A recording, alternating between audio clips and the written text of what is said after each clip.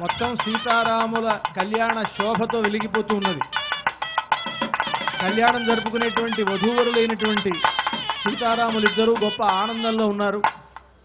వారి ఆనందం మనందరికీ కూడా ఆనందం. సీతారాములు ఆనందంగా ఉంటే మనంతా కూడా ఆనందంగా ఉంటాం. కారణం వాళ్ళిద్దరూ కూడా మనకు తల్లిదండ్రులు కదా. సీతమ్మ మాయమ్మ, శ్రీరాముడు మాకు తండ్రి అని అంటారు త్యాగరాజస్వామి గారు. వారిద్దరూ కూడా తల్లిదండ్రులైతే మనందరికీ బంధువులు ఎవరు అనంటే పరమేశ, వశిష్ఠ, పరాశర, నారద, తుంగురు మొదలైనటువంటి మహనీయులంతా కూడా, భాగవతోత్తములంతా కూడా పరమ బాంధవులు మనందరికీ కూడా. సీతారాములిద్దరూ తల్లిదండ్రులు. వాతాత్మజ, సౌమిత్రి ఒకసారి మొదలైనటువంటి వారంతా కూడా మనకు బంధువులు. అలాంటి సీతారాములకు కళ్యాణ వేడుకలో ఈ మాంగళ్య ధారణ చాలా ప్రధానమైనటువంటి అంశం. మాంగళ్యాన్ని 4 వైపులా దర్శింపజేస్తున్నారు అర్చక స్వాములు. అంతా కూడా సేవించండి. మాంగళ్య ధారణక ముహూర్తం ఇది.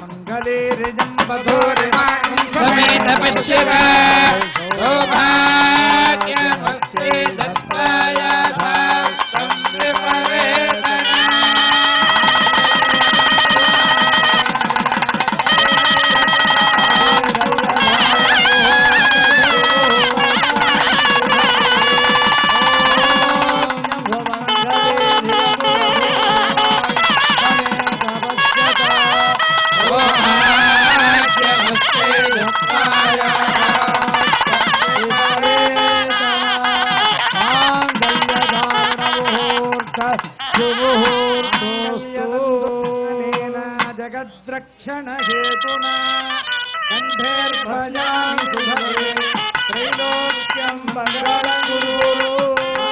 మాంగళ్య ధారణ అయింది. వారణమాయిరం అని ఇప్పుడు వారణమాయిరం అనేటువంటి కార్యక్రమాన్ని ఇప్పుడు నడిపిస్తారు అర్చక స్వాములు. వైష్ణవ సంప్రదాయంలో ఇది ఒక వేడుక.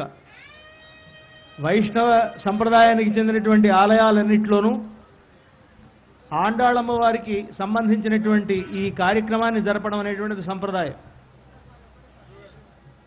గోదాదేవి ఆనాడు ధనుర్మాస వ్రతాన్ని 1 రోజుల పాటు ఆచరించి ఆ వ్రతానికి ఫలితంగా రంగనాథుణ్ణి వివాహం చేసుకుంది.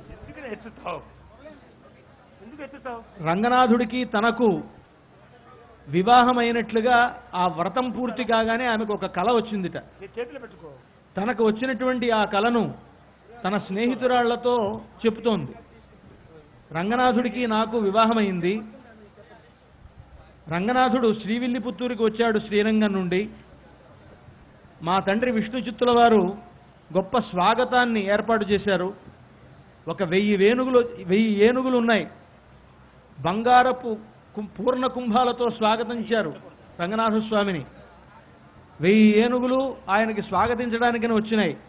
అనేక మంది బ్రాహ్మణోత్తములు ఆ సందర్భంగా వేద స్వస్తి పలుకుతూ రంగనాథ స్వామిని ఆహ్వానించారు. శ్రీవిల్లిపుత్తూరు అంతటా కూడా గొప్ప గొప్ప పందిళ్లు వేశారు.